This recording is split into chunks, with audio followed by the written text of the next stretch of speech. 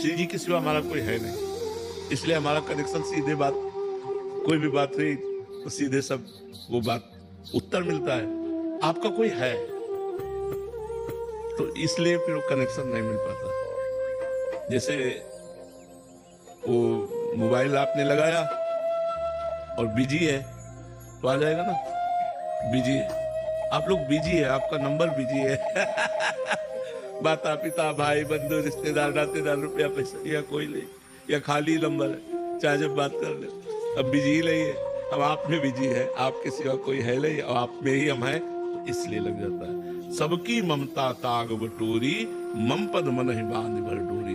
सबका प्यार एकत्रित करके भगवान के चरणों में रख दिया, आप कनेक्शन फिट है, आप बात कर दो। तो अभी अपना प्यार देह में है, देह संबंधियों में बहुत जगह बटा हुआ है, इसलिए वो अनुभव में नहीं आता।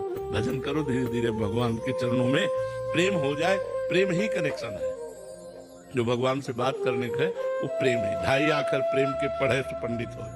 जो प्रेम प्राप्त कर लिया वही विद्वान, वही भगत, वही ज्ञानी, वही सब। तो प्रेम के लिए खूब नाम जप करो, अच्छे आचरण करो, सत्संग सुनते रहो, ठीक है।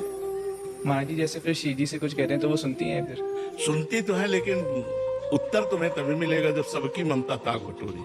केवल श्री जी से, जैसे मीरा जी कहती मेरे तो गिरधर गोपाल दूसरो न कोई, मेरे तो गिरधर गोपाल दूसरो न कोई। यहाँ दूसरे बहुत कुछ है लेकिन बस गिरधरे गोपाल अपने नहीं है, और सब कुछ है नहीं है। तो ये बात आनी चाहिए, तब बात बनेगी। बार बार भगवान से मांगते हैं कि भैया हमारे को घर ही दे दो, संसारिक नहीं दे। तो कोई बात नहीं, अपने पिता से नहीं मांगते क्या? भगवान हमारे पिता है, पिता से दिन में 10 बार मांगते तो हमें कोई खेद तो नहीं होता। तो भगवान हमारे तुम्हें हो माता च पिता तुम्हें हो, तुम्हें हो बंधुस्थ सखा तुम्हें हो, तुम्हें विद्या द्रविणं तुम्हें हो, तुम्हें सर्वम मम देव देव। भगवान हमारे पिता है, हमारे स्वामी, हमारे मित्र है, हमारे सब कुछ। हम उनसे नहीं मांगेंगे तो किससे मांगेंगे?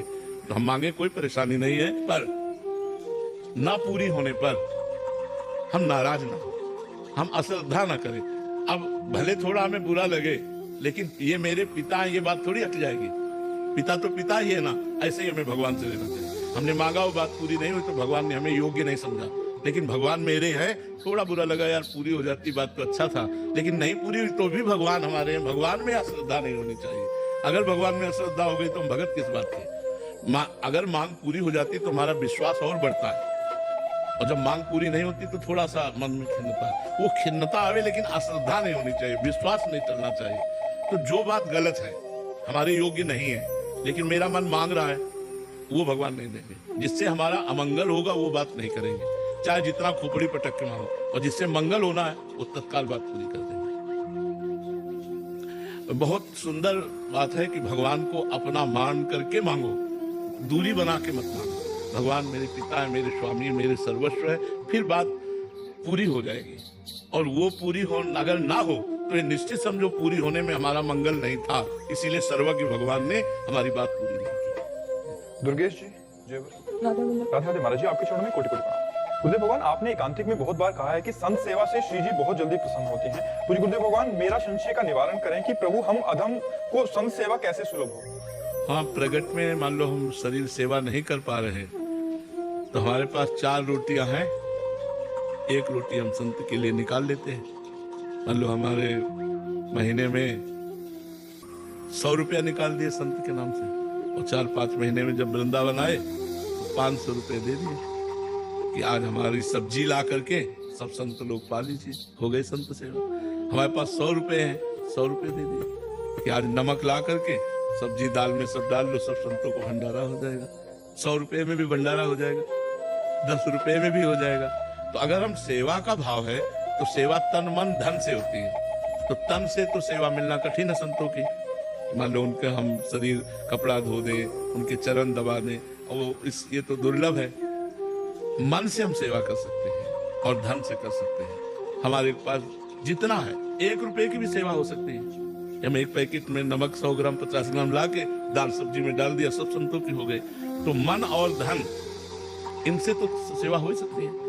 मन से हम सेवा कर सकते हैं, धन से सेवा कर सकते हैं। रही तन की सेवा, कभी सौभाग्य मिले वो आदेश कर दे कोई, भाई आप यहाँ झाड़ू लगा दीजिए, आप यहाँ पोछा लगा दीजिए, या कुछ ऐसा कभी कोई, तो फिर वो सेवा बन जाती है। तन मन धन 3 से सेवा होती है। सब कोई कर सकता है, सब कोई कर सकता है, कोई ऐसा नहीं। आप फालतू के पैसा खर्चा करना बंद करो इधर उधर के। मान लो 100 रुपये आपके बचे, गाय की गौशाला में चले गए, हरी घास 100 रुपया की डाल दी, बन गई सेवा। गौ सेवा, संत सेवा, बीमार की सेवा, इन सबसे भगवान की प्रसन्नता प्राप्त होती है। तो संत सेवा में ऐसा भी किया जाए, और संत सेवा से भगवान बहुत जल्दी प्रसन्न होते। तो उन्होंने यही किया कि 2-4 ब्रजवासियों से आटा मांग लाती, और उस जो जंगल में गाय गोबर करती उसे उपला कहते, वो उपला मिल लाती और उसी में रोटी बनाकर संतों को पवाती। 50 वर्ष उन्होंने सेवा की वृंदावन में। अब धीरे धीरे उनका फिर वैभव बढ़ने लगता है ना, तो गाड़ी में, बैलगाड़ी में वो अनाज लेकर आ रही थी, और रात्रि हो गई और बादल छाए हुए थे। अब उनको कुछ सूझना पड़ा किधर से जाए, कैसे जाए।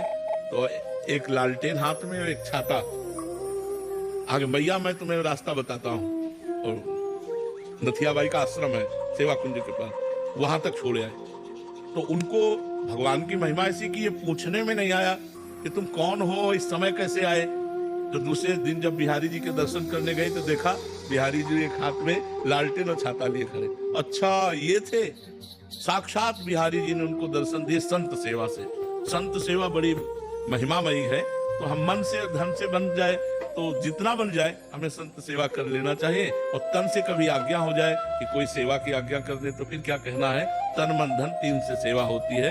तो हम मन से, अगर धन नहीं तो मन से भी कर सकते हैं। मान लो हम मन से किसी संत के चरण दबा रहे, मन से हम सुंदर भोग उनको पवा रहे, अपने हाथ से पवा रहे, जैसे माँ पवा रहे। मन से भी सेवा की जा सकती है, और धन से भी और तन से भी। महाराज जी, क्योंकि प्रश्न स्त्री शरीर ने किया है महाराज जी, तो कभी कभी आप काफी बार ऐसा कहते हो कि जो बाहरी संग है उससे स्त्री शरीरधारी को दूर रहना चाहिए ताकि उनकी भी साधना बचे और इनकी भी। हाँ। इसमें क्या सावधानी रखनी? इसमें जैसे मान लो आपने सत्संग सुना, अब आप चली जाओ अपने साधना भजन करो जो सत्संग सुना। या जैसे जो संत भगवान एकांत में मिलते भी हैं, बैठते हैं, तो हमको दूरी बना के रखनी चाहिए। हमें केवल संत के सत्संग से मतलब रखना चाहिए। अगर हम सेवा के भाव से भी कि चलो तन से सेवा बन जाए तो दूषित होने की संभावना है, क्योंकि सब सिद्ध तो होते नहीं। तो चाहिए कि संत को भी बचावे और खुद बचे, सत्संग सुने और एकांत में अपना भजन करे घर परिवार के बीच में, लेकिन एकांत में न मिले। अगर एकांत में मिलोगे तो उनकी साधना में विक्षेप पड़ जाएगा। मान लो कुछ नहीं हुआ और जरा सा आकर्षण हुआ तो बार बार चिंतन जाएगा, बार बार। तो हमें लगता है अपने लोगों को चाहिए कि सत्संग सुने, जरूरी है तो भिक्षा दे दिया, बस एकांतवास। तुम अपना भजन करो, तुम अपना। जो माताएं बहनें ज्यादा संतों से एकांत में मिलने लगती हैं तो फिर गड़बड़ हो जाता है, फिर बहुत तरह के दोष उत्पन्न हो जाते हैं। इसलिए हम मना करते हैं। ये स्पष्ट समझ लीजिए कि शिव विरंच का मोह को है बपुरान, अस जिए जान भजी मायापति भगवान। बड़े बड़े महापुरुषों को भी भगवान की माया मोहित कर ली। तो हम लोग तो जीव कोटि के हैं। मतलब बाबा जी हैं, महात्मा है, तो जीव कोटि के महात्मा है। वो तो ईश्वर कोटि के हैं। जब ईश्वर कोटि के महात्माओं को भी आकर्षण माया कर लेती है तो जीव कोटि में तो। अच्छा, आपको लगा कि हमारे ऊपर संत कृपा हुई तो आपको लगा चलो सेवा बन गई, सेवा नहीं बन गई, आप भी नरक जाओगे और वो भी नरक जाएंगे। सेवा भागवती को होती है, बेविचार सेवा थोड़ी होती है। गंदी बातें सेवा थोड़ी होती है। तो गंदी बात तो गंदी बात है। तो हमें चाहिए कि खुद पवित्र रहें और दूसरों को पवित्र रखें। और आग और फूस एक जगह होगा तो आग लग जाएगी। फूस और आग अगर नजदीकी बनी तो आग लग जाएगी, इसमें कोई संशय नहीं है। चाहे जितना बुद्धि लड़ाओ, बुद्धि नहीं काम करेगी, वो आग लग जाएगी। तो हमें चाहिए दूरी बना के रहना। हम इसलिए सबसे प्रार्थना करते हैं जो परिपक्व महात्मा है उनका तो आप कुछ बिगाड़ ही नहीं सकते। जैसे भुना हुआ चना, तो चाहे जितना खाद पानी लगा उसमें अंकुरण नहीं होना। जो परिपक्व, जिनका मन भगवान में लग गया, उनको तो कोई भ्रष्ट ही नहीं कर सकता। लेकिन मन लगाने की चेष्टा कर रहे हैं। कभी मन भोगों में जाता है, कभी भगवान में जाता है। अब यहाँ भ्रष्ट होने के चांस है कि अगर भोग मिल गए तो हम भ्रष्ट हो जाएंगे। तो हमें चाहिए किसी भी संत महात्मा को अगर अपने घर बुलाए तो घर के जब सदस्य हों तो बुलाए, निमंत्रण दे, पवाएं और दरवाजे तक छोड़े हमें। अगर संत महात्मा को कहीं घर में रुकाना है तो फिर घर के सदस्य चलना, कुछ नहीं, केवल मुस्कुराना है, हंसना है, खेल। धीरे धीरे धीरे धीरे वो भ्रष्ट हो जाता है। एक महात्मा थे, हम कई बार सुना चुके हैं, वो नहर में खड़े होकर भजन करते थे। गंगा नहर, नहरें नहीं निकलती, तो नहर में खड़े होकर भजन करते थे, जल में, और निर्वस्त्र रहते थे। बड़ा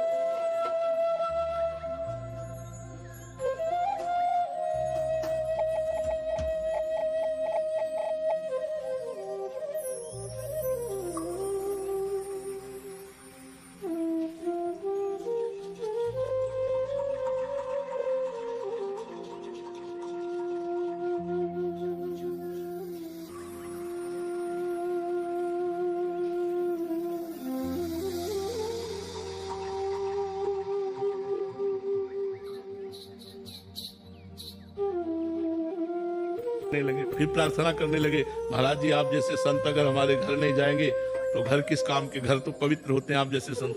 वो घर जाने लगे, फिर गड़बड़ हो गया, धर्म विरुद्ध हो गए। तो ये हम मतलब घटना बता रहे हैं, ये कोई हम कहानी नहीं बता रहे। इसीलिए हम कहते हैं संतों को भजन करने दो और आप भी भजन करो, दूरी बना के रखो। अगर दूरी बनाओगे तो तुम भी पवित्र रहोगे, तुम्हारा भाव भी पवित्र रहेगा। और नहीं भी अगर एक संत से आपका भाव खराब हुआ तो सब संतों के प्रति खराब हो जाएगा, लगेगा सब नाटकीय, नहीं लगेगा। एक संत के प्रति हमारी दोष दृष्टि हो जाए तो वही दृष्टि हो जाती है, तो इसलिए बहुत सावधान रहो। डॉक्टर अमन जी, राधा वल्लभ शेर